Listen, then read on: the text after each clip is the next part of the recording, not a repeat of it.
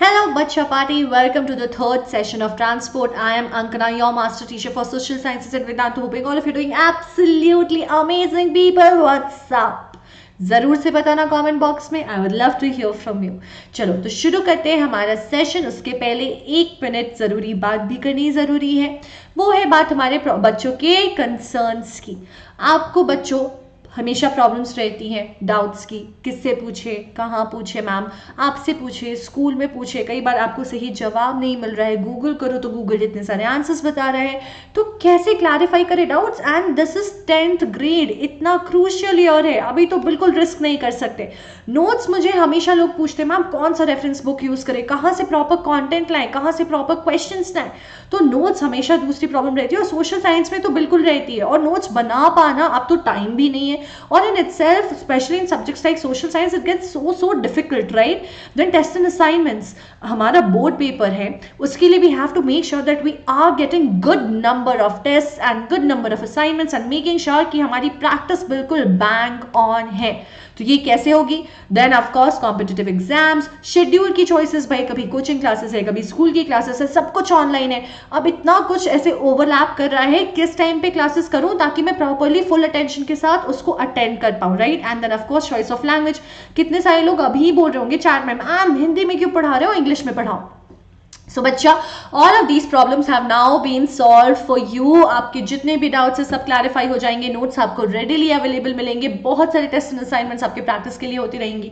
जितने भी competitive exams है उसकी पैरेलली प्रैक्टिस चलेंगी, प्रिपरेशन चलेंगी. एंड देन ऑफ कोर्स आपका लैंग्वेज आप खुद चूज कर सकते हो with your choice of schedule, जो भी आपके लिए सूटेबल है. And you are gonna have all of this बहुत सारे बोनसेस के साथ. बोनसेस क्या है, सारी क्लासेस होंगी लाइव. आपको बिल्कुल स्ट्रेस आउट नहीं करना है कि मैम ये लाइव है या प्रीमियर्ड है. आपको अगर कोई पर्टिकुलर टॉपिक समझ नहीं आया तो बार बार बोलना भी नहीं पड़ेगा कि मैम रिप्ले कर दो या क्या करूं, कैसे समझूं, समझा दो दोबारा. क्योंकि माइक्रो सेशंस होते रहेंगे. आप कभी भी जाकर के you will have access to all the micro sessions, all the crash courses. जो पर्टिकुलर चीज भी पढ़नी है ना, आप हफ्ते में हर दिन वो होता है, कभी भी जाकर अटेंड कर सकते हो. Then of course performance reports, in class live performance reports. Mentee का वेट नहीं करना है, तुरंत क्विज होगा, तुरंत पता चलेगा आज कितना मार्क्स, आज कितने मार्क्स आए, आज where did I stand and how well prepared I am and what are the things that I need to work on, with a lot of one-on-one attention. बच्चा personalized attention. जितने questions, जितने doubts है सब chat box में जाएगा और class teacher, master teacher will make sure कि आपके सारे doubts resolve हो जाए और आप जब बाहर आओ सेशन के आप super sorted रहो with the concepts and of course your doubts resolve. इसके लिए आपको करना क्या है, सिर्फ लिंक जो दिया हुआ है डिस्क्रिप्शन बॉक्स में वहां जाना है या फिर कमेंट सेक्शन में पिन है उस पर क्लिक करना है. जाकर अपना ग्रेड सेलेक्ट करो, अपना बोर्ड सेलेक्ट करो, सारी डिटेल्स वहां पे आपको मिल जाएंगी. You just have to click on the get subscription button. Then you have 3 plans of 1 month, 3 months and 6 months. जो भी आपके लिए ज्यादा सूटेबल लगता है आप वो सेलेक्ट करो.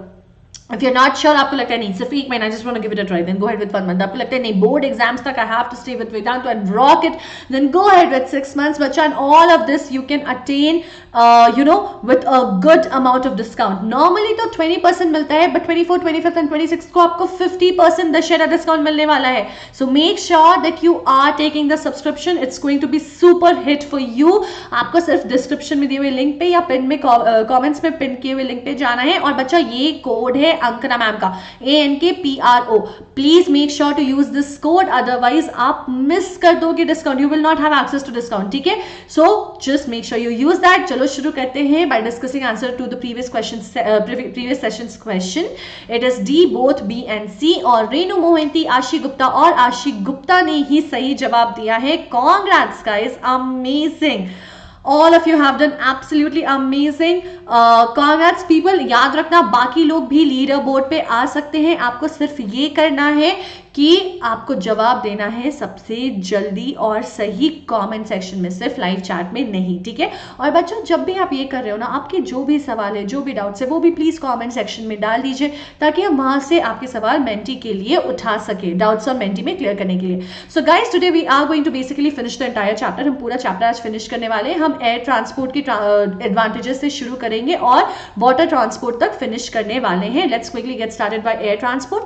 हमने एयर ट्रांसपोर्ट क्या है और क्या डिफरेंट 2 मेन बेसिस हैं इंडिया में, हमने लास्ट सेशन में ऑलरेडी कर लिया है. तो हम बात करते हैं इसके एडवांटेजेस की. देखो, इंडिया जैसी कंट्री जहां इतनी ज्यादा डाइवर्सिटी है, इतना ज्यादा विड्थ है, इतनी बड़ी लैंड मास है, एयर ट्रांसपोर्ट बहुत इंपॉर्टेंट रोल प्ले करती है, क्योंकि लंबे लंबे डिस्टेंसेस ट्रैवल करने हैं हमें, तो this becomes the most convenient way, क्योंकि ये सबसे जल्दी हमें लंबे लंबे डिस्टेंसेस पे पहुंचा सकती है। हालांकि ये एक्सपेंसिव है, लेकिन ये डिस्टेंसेस बहुत जल्दी कवर करती है, बहुत कम समय में, और ये बिल्कुल भी डिपेंडेंट नहीं है कि कहाँ नहीं जा सकते। इसके लिए लैंड बैरियर्स, ज्योग्राफिकल बैरियर्स बिल्कुल भी मायने नहीं रखते। पहाड़ हो, नदी हो, आसमान हो, कुछ भी हो, एयरवेज हर जगह हमें पहुंचा देती है। देन ऑफ कोर्स ये लंबे डिस्टेंसेस हैं, तो क्या हमें डिस्कंफर्ट होगा? नहीं, it makes it very comfortable for us to travel these long distances in a very short period of time. वहीं एट द सेम टाइम बच्चा, कुछ ऐसे लोगों को जैसे आर्म्स, एम्यूनेशन, सोल्जर्स, इन सारी चीजों को भी एयरलिफ्ट करके एक जगह से दूसरी जगह, एक ट्रबल स्पॉट से दूसरे ट्रबल स्पॉट, या एक स्पॉट से दूसरे ट्रबल स्पॉट पे पहुंचाना बहुत जरूरी है, जो कि इनसे ही फुलफिल हो पाता है। आपने कई जगह देखा होगा, नेशनल कैलेमिटीज के टाइम पे भी ये जो हमारे एयर ट्रांसपोर्टेशन है, वो सबसे ज्यादा हेल्प करती है ना। फूड पैकेट्स डालना, रिलीफ्स के टाइम पे मतलब कुछ भी डालना, ये सब कुछ हेलीकॉप्टर्स, एयरवेज के थ्रू ही हो पाता है। एट द सेम टाइम इसकी जरूरत इतनी ज्यादा है कि इसकी इंपॉर्टेंस बिल्कुल इंडिस्पेंसिबल हो जाती है फॉर बिजनेस पीपल। बिजनेस के लिए लोग यहाँ वहां ट्रैवल करते हैं, बहुत फ्रीक्वेंटली ट्रैवल करते हैं। अगर वो इतना इतना टाइम ट्रांसपोर्टेशन में लगा देंगे तो उनके बिजनेस में बहुत लॉस होगा। तो लंबे डिस्टेंसेस छोटे टाइम में उनके लिए बहुत जरूरी हो जाता है। नेशनल कैलेमिटीज के टाइम पे ये बहुत इंपॉर्टेंट रोल प्ले करती है, क्योंकि बिना किसी ज्योग्राफिकल बैरियर के, मैंने आपको बताया, सबसे जल्दी हमें कहीं से कहीं पहुंचा देती है। कोई भी एरिया एयरवेज के लिए इनएक्सेसिबल नहीं है। आप कहीं से भी कहीं रोड से नहीं जा पाओगे, सड़क से नहीं जा पाओगे, रेलवे से नहीं जा पाओगे, शायद पानी ना हो, लेकिन हवा तो हर जगह है। तो ये हमेशा हमें कहीं से कहीं, चाहे कितना ही डिफिकल्ट टेरेन हो, कुछ भी हो, पहुंचा देती है। इसलिए नॉर्थ ईस्टर्न रीजन में, जिसका टेरेन बहुत ऊंचा नीचा है, इतनी ज्यादा हिली एरियाज है, एयर ट्रांसपोर्टेशन बहुत इंपॉर्टेंट रोल प्ले करती है, end of course because it is so fast. अब इसकी डिसएडवांटेजेस क्या है बच्चा? सबसे पहले तो बहुत कॉस्टली होता है। आप चाहे छोटा डिस्टेंस ट्रैवल करो या लंबा डिस्टेंस ट्रैवल करो, it is very difficult, it is not affordable by everyone. उसके बाद इनके पास खुद के फंड्स नहीं है, इनको इतने अच्छे फंडिंग नहीं मिलती है। इसकी वजह से ना इनकी जो क्वालिटी है, जो मेंटेनेंस है, वो इतनी अच्छी नहीं हो पाती है। They face a lot of competition. Indian airlines जो है वो इतनी डेवलप, उतनी अच्छी, उतनी अपग्रेडेड नहीं है, और इसलिए जो बाहर की एयरलाइन से, फॉरेन एयरलाइन से, इन्हें बहुत ज़्यादा जो है कंपटीशन, टफ कंपटीशन देती हैं। एट द सेम टाइम ये बहुत ज्यादा फ्यूल यूज करते हैं, और फ्यूल क्या है, पेट्रोल क्या है, non renewable resources. So they are consuming a lot of these non renewable resources, which is making it, which is somewhere depleting it, which is not good. ये इसकी disadvantages है। दूसरी सबसे बड़ी फैक्टर क्या होती है, एयरवेज ना पूरी पूरी वेदर पे डिपेंड करती है। आपने सुना होगा दिल्ली में ठंड के टाइम पे कितनी सारी फ्लाइट्स कैंसिल हो जाती है, क्योंकि इतना सारा फॉग होता है, बहुत बारिश हो रही है तो फ्लाइट्स डिले हो जाएंगी। सो वेदर कंडीशन पे बहुत ज्यादा डिपेंडेंट है। that makes a very it makes it very challenging to, if you have to urgently travel somewhere, you cannot depend on airways if the weather is not correct. उसके बाद इसमें बहुत सारा भारी सामान ले जाना एक जगह से दूसरी जगह बहुत डिफिकल्ट हो जाता है। थोड़े से सामान के लिए भी जो चार्जेस है वो बहुत कॉस्टली होती है when compare to road, rail and waterways at the same time. उसके बाद हमें पता है कि इनके पास प्रॉपर फंड्स नहीं है, मेंटेनेंस प्रॉपर नहीं होती है, लैक ऑफ फंड्स के कारण ये अपग्रेड नहीं कर पाते हैं अपने सिस्टम को, अपने एयरक्राफ्ट्स को। उसकी वजह से इनका मेंटेनेंस अच्छा नहीं है और इनकी सर्विस भी थोड़ी पुअर हो जाती है। उसके बाद कई बार स्ट्राइक्स हो जाते हैं जो कि बिल्कुल इसकी रेपुटेशन के लिए अच्छा नहीं है, और लोग इन सारी चैलेंजेस की वजह, इन सारे चैलेंजेस और इन सारे हर्डल्स की वजह से नहीं ट्रैवल करना चाहते। फिर रिस्क कितना है भाई, कभी भी प्लेन क्रैश हो जाता है, कभी हाईजैक हो जाता है। Security wise you can not be 110% sure that I am completely safely going to reach from my destination, sorry from my departure to my destination, to my arrival destination, बिल्कुल भी नहीं। एक और फैक्टर इसमें क्या ऐड कर देता है, हमारे जो एयरक्राफ्ट हैं, क्योंकि हमारे पास पैसे ज़्यादा नहीं है तो ये इतने अपग्रेडेड नहीं है, बहुत ज़्यादा ऑब्सलीट भी होते जा रहे हैं, आउटडेटेड होते जा रहे हैं, ठीक है। उसकी वजह से उनकी प्रॉपर मेंटेनेंस नहीं हुई है and it doesn't feel so safe to travel.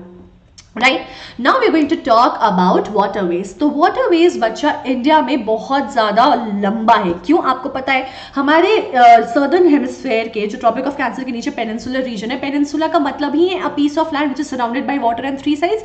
तो हमारा अरेबियन सी है, इंडियन ओशन है, बे ऑफ बंगाल है, हर तरफ पानी ही पानी है। तो पूरी कोस्ट लाइन हमारी 6000 किलोमीटर लंबी है।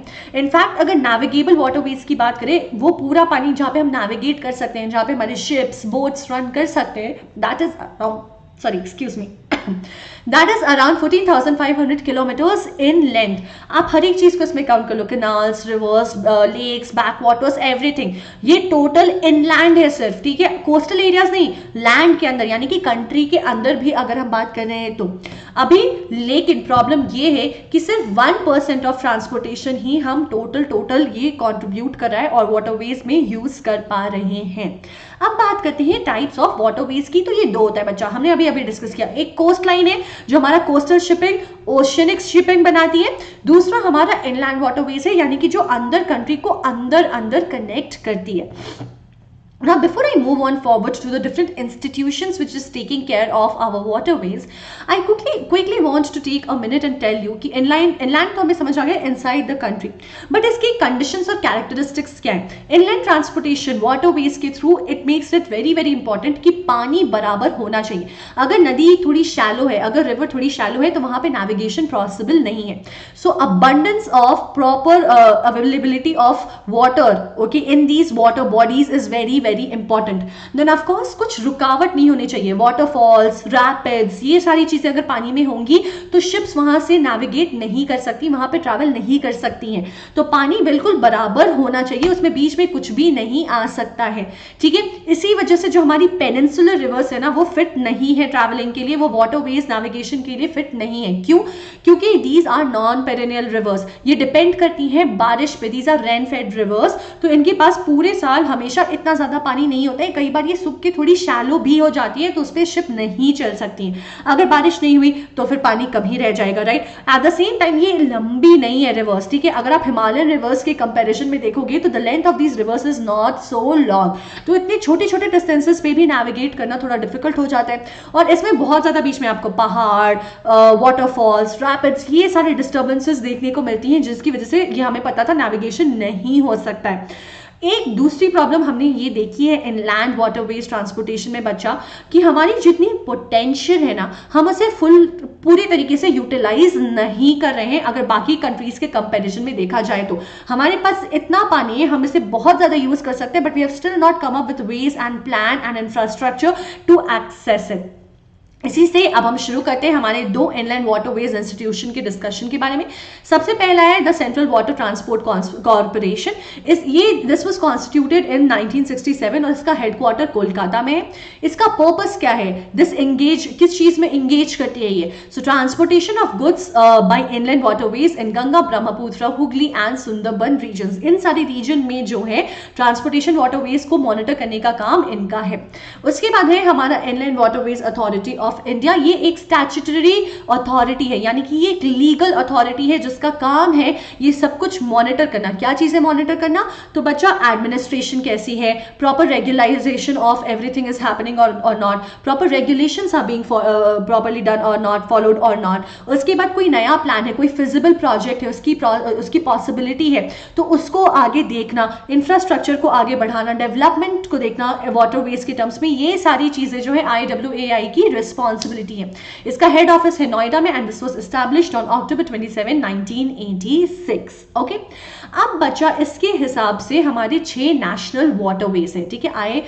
So as I was telling you कि हमारे 6 नेशनल वाटरवेज है एज पर IWAI, क्योंकि इनलैंड वाटरवेज यानी कि इनसाइड द कंट्री आप देख भी पा रहे होगे ये सारी स्ट्रेचेस हैं, ये हमारे गंगा, ब्रह्मपुत्र और इनके ट्रिब्यूटरीज में ही ज्यादा हो पाती है। सिंपल सा लॉजिक है, हिमालयन रिवर्स इनमें हमेशा पूरे साल ज्यादा पानी होता है और ये लंबी लंबी वाटरवेज है, तो यहाँ पे हमेशा आपको यहाँ पे वाटरवेज नेविगेट कर पाना बहुत आसान होता है, ठीक है। गंगा में अराउंड 800 किलोमीटर का स्ट्रेच है। अगर आप पटना से, जहां से वो हो रहा है, उसके माउथ से लेकर के चलोगे तो आप सोचो 800 किलोमीटर में कम्यूट करना थोड़ा आसान है, वही मैं आपको बोलूँगी सिर्फ 100 किलोमीटर में करना है या 200 किलोमीटर में करना है, तो इट्स नॉट दैट ईजी, है ना। पूरा वाटरवे स्टैब्लिश करना इतनी छोटे डिस्टेंसेस के लिए इतना कन्वीनियंट नहीं होता है। ब्रह्मपुत्र की अगर बात करें तो ये पूरे साल इसमें पानी रहता है, हमें पता है, और ये पूरे साल नेविगेबल रहता है, कभी भी इसमें पानी जो है वो कम नहीं होता है, it's a proper snow fed. तो ये जो है 50% of total transport between Assam and Kolkata यहीं से कैरी होता है, समझ रहे हो। अब बात करते हैं हमारे नेशनल वाटरवेज की। मैंने आपको बताया 6 वाटरवेज है, क्विकली लेट्स डिस्कस। सबसे पहला कहाँ है, तो इलाहाबाद से हल्दिया। हल्दिया कहाँ है बच्चों, Haldia is in your West Bengal, ठीक है, इलाहाबाद यूपी, राइट। यहां से 1620 किलोमीटर्स का डिस्टेंस है। ये सबसे लंबा नेशनल वे है, नेशनल वाटरवे है इंडिया का। उसके बाद दूसरा स्ट्रेच है फ्रॉम सादिया टू धुबरी इन असम। सादिया बच्चा वो जगह है जहां पे ब्रह्मपुत्र एंटर करती है इंडिया को, ठीक है। वहां से लेकर के, तो ये ब्रह्मपुत्र वाली रिवर है, उस पे धुबरी तक असम स्टेट में दूसरा स्ट्रेच है हमारा। Major freight transportation in north east India. Freight क्या होता है बच्चा, हैवी लोड ऑफ ट्रांसपोर्टेशन, ठीक है। तो बल्कि चीजें, हैवी कार्गो जो ट्रांसपोर्टेशन होती है, बहुत सारा सामान, ये नॉर्थ ईस्ट में इसी वाले स्ट्रेच में सबसे ज्यादा होती हैं।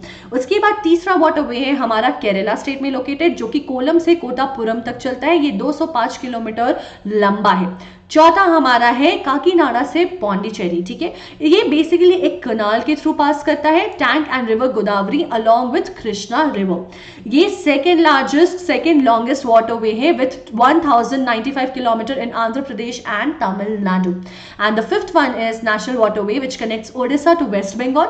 इसकी लेंथ है 620 किलोमीटर्स। एक कनाल है जो पूरे ट्रैफिक को हैंडल करता है of cargos which is filled up of coal, fertiliser, cement and iron. अब हम बात करते हैं मेजर पोर्ट्स इन इंडिया की। तो आप देख सकते हो बच्चे, यहाँ पे हल्दिया, कोलकाता, पैरादीप, विशाखापट्टनम, चेन्नई, ट्यूटिकोरिन, कोचिन, मैंगलोर, गोवा, मुंबई, यहाँ पे एक जवाहरलाल नेहरू पोर्ट भी है। फिर जामनगर, जितने भी गुजरात के पोर्ट्स है वो सारे, मुंद्रा एंड कांडला। इसमें से ये जो 4 आपको दिख रहे हैं बच्चा, ये आर्टिफिशियल है, यानी so these ports which have artificial written on it are man-made ports. These are not natural ports. Okay.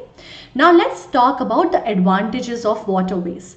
बच्चों, naturally this is the cheapest waterway. आप देखोगे तो the amount of fuel that it consumes is very less compared to airways, compared to roadways, and also ये best तरीका है क्योंकि हमें जब भी एक बल्कि गुड कहीं से कहीं ट्रांसपोर्ट करना है उसके लिए ये सबसे आइडियल है फॉर कैरिंग बल्क, और ऑफ कोर्स फ्यूल एफिशिएंट है which is making it very cheap also.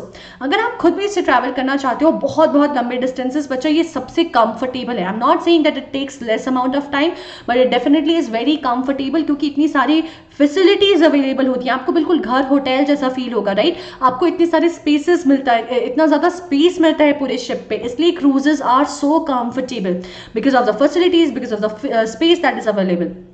Eight the same time in terms of safety ये थोड़ा ज़्यादा बेटर है अगर कंपेयर किया जाए तो रोडवेज से, और शायद एयरवेज के कंपैरिजन में भी। और जो ट्रैफिक है वो यहाँ पे बिल्कुल भी रोड जैसा और एयर जैसा जो है नहीं लगता है, ठीक है। उसके बाद अगर बात करें डिफेंस में, तो डिफेंस में भी इसका वाटरवेज का बहुत इंपॉर्टेंट रोल है। नेवी हमें पता है सेकेंड लाइन ऑफ डिफेंस कहलाती है because of the importance that it has, end of course it does not cause any pollution, right? It is somewhat very eco-friendly. Now let's talk about the disadvantages of waterways. सबसे पहले तो बहुत धीरे चलता है, मतलब महीने लग जाएंगे आपको एक जगह से दूसरी जगह जाने में, जो शायद रोडवे से भी कम टाइम लगेगा और एयरवे से तो एक दिन या कुछ घंटे लगेंगे, but this is going to take a lot of time. Airways की तरह कहीं ना कहीं बच्चा ये भी वेदर कंडीशंस पे बहुत ज़्यादा डिपेंडेंट है। अगर तूफान आ गई, कुछ भी आ गया, that makes it very unsafe to travel over here, क्योंकि कभी भी जो है risk of the ship sinking down is always there. At the same time जब आप इतने लंबे डिस्टेंसेस ट्रैवल कर रहे हो, of course the comfort is there, but it does make people sea sick, so it makes it very difficult to travel for such long periods, ठीक है। अगर मानसून फेल कर जाता है तो वाटर लेवल नीचे चला जाता है, जो कि नेविगेशन को वापस बहुत डिफिकल्ट बना देता है, यानी कि आप पूरे पूरे साल हर जगह नेविगेट इजीली नहीं कर सकते हो, जबकि कुछ रिवर्स में तो फ्लड कॉमन है। तो ये दोनों चीजें बहुत ज्यादा हर्डल क्रिएट करती हैं, बहुत इजीली आप हर जगह नहीं इजीली नेविगेट कर सकते हो। Eight the same time diversion of river water, अब जो नई नई डैम्स कंस्ट्रक्ट हो रही है इरिगेशन पर्पसेस के लिए, इतना कुछ चल रहा है, रिवर वाटर बहुत जगह इधर से उधर किया गया, उसकी वजह से क्या हो रहा है, इंपॉर्टेंस जो है इसकी वो इनलैंड वाटर की, वो ट्रांसपोर्ट की कम हो गई है, ये भी एक डिसएडवांटेजेस है। उसके बाद deforestation of hilly areas is also leading to erosion and setting have also been responsible for the decline of water transportation. So ये दोनों actually disadvantage नहीं है, but this is what has definitely affected our inland transportation in terms of water, right? अब ये हमने inland देख लिया बच्चों कंट्री के अंदर, अब हम बात करते हैं ओशियनिक या फिर कोस्टल शिपिंग की, यानी कि बाहर बात। तो जो हमारा लार्जेस्ट मर्चेंट शिपिंग फ्लीट है, among all the developing countries guys, we are the largest merchant shipping fleet। हमारी जो फौज है शिपिंग की in cases of business and transportation सबसे बड़ी है, 19th पूरी दुनिया में हम आते हैं इस चीज पे। ऑल्दो हम इतना ज्यादा यूज नहीं करें, इनलैंड थोड़ा कम है, बट बाहर के कंपैरिजन में we stand on 19th number. Obviously movement of goods और पैसेंजर्स एक जगह से दूसरी जगह, इस चीज को आगे बढ़ाना और एक कंट्री से दूसरे कंट्री ले जाना इसका पर्पस है, इसको हम फुलफिल करें and that is what we do. और इसलिए इंडियन ट्रांसपोर्टेशन नेटवर्क का ये बहुत इंपॉर्टेंट हिस्सा बन जाती है इंटरनेशनल लेवल पे। अब अगर एडवांटेजेस की बात करें बच्चा, एडवांटेजेस आपको कई सारे इनलैंड और ओशनिक के सेम है। तो आपके क्वेश्चन शायद ऐसा आ सकता है कि वाटरवेज का इंपॉर्टेंस बताओ या एडवांटेजेस बताओ, तो वहां पे आप कुछ भी लिख सकते हो। Few as I told you are common, जैसे कि इको फ्रेंडली होना या फिर चीप होना या फिर कार्गोज मतलब हैवी बल्क ट्रांसपोर्टेशन करना चीजों की, ये सब कुछ वहां पे है। कुछ चीजें जो डिफरेंट है जो कि आप एनीवेज लिख सकते हो, बट अगर आपको स्पेसिफिक क्वेश्चन आया तो भी आप स्पेसिफाई करके भी लिख सकते हो। वो ये है जैसे कि कोस्टल इंडस्ट्रीज, जो फिशरीज की इंडस्ट्री हो गई या कोस्ट के अराउंड जो मेन चीजें होती हैं वो इस पे बहुत ज्यादा डिपेंडेंट होती हैं, right. Eight the same time railways और रोडवेज ट्रांसपोर्ट का बर्डन बहुत ज्यादा ये कोस्ट लाइन वाटरवेज या इन जनरल इनलैंड वाटरवेज भी बहुत ज्यादा रिड्यूस कर देती हैं। बहुत सारी इंप्लॉयमेंट अपॉर्चुनिटीज इनकी वजह से आती हैं। टूरिज्म बढ़ता है, टूरिज्म इंटरनेशनल लेवल पे बढ़ता है, और कैपिटल इन्वेस्टमेंट भी जो है वो बहुत कम है, ये क्योंकि एक इकोनॉमिकल वर्जन है। Now these are your disadvantages. हमें पता है that this is not very well connected to the hinterlands, बहुत प्रॉपर प्लानिंग नहीं की गई है, इसलिए बहुत ज्यादा अच्छी फैसिलिटीज नहीं है और बहुत ज्यादा कंजेस्टेड हो जाता है, चीजें बहुत वेल प्लान नहीं है और एग्जीक्यूट उस तरह से नहीं होती हैं, क्योंकि हम प्रॉपर उसे यूटिलाइज नहीं करें, बहुत ज्यादा शिप्स नहीं है, प्रॉपर यूटिलाइजेशन नहीं है, तो जो भी है उनके ऊपर प्रेशर बहुत ज्यादा हैवी हो जाता है ऑन द कार्गो कंटेनर्स। उसके बाद क्योंकि प्लानिंग वीक है बच्चा, कंजेस्टेड हो जाता है, कंजेशन हो जाता है, तो जब भी कोई कार्गो पोर्ट पर आता है तो उसकी हैंडलिंग बहुत बहुत स्लो होती है, सामान धीरे धीरे उतरता है, सामान धीरे धीरे लोड होता है, इस चीज में ना बहुत ज्यादा लॉस हो जाता है। कोई चीज ऐसी जो हमें जल्दी चढ़ाना है, जल्दी उतारना है, जल्दी कहीं से कहीं ट्रांसपोर्ट करना है, उसमें इतना टाइम कंज्यूम हो जाता है that it may lead to these things getting like turning rotten, या फिर ये चीजें खराब हो जाती हैं, उनकी क्वालिटी अब जो है रिड्यूस हो जाती है। उसके बाद कोस्टल ट्रैफिक जो है, मूवमेंट उतना बराबर नहीं है, कई बार आने में ज्यादा होता है, कई बार जाने में ज्यादा होता है। इसकी वजह से क्या होता है, कोई शिप एक जगह से दूसरी जगह जाके रुकती नहीं है, उसे एक रिटर्न जर्नी करना ही पड़ता है, because the number of frequency is not so much. And then of course coastal fleet जो है वो हमारी पुरानी होती जा रही है, ये अपग्रेड ना बच्चा हर जगह ही हमारे लिए एक प्रॉब्लम है।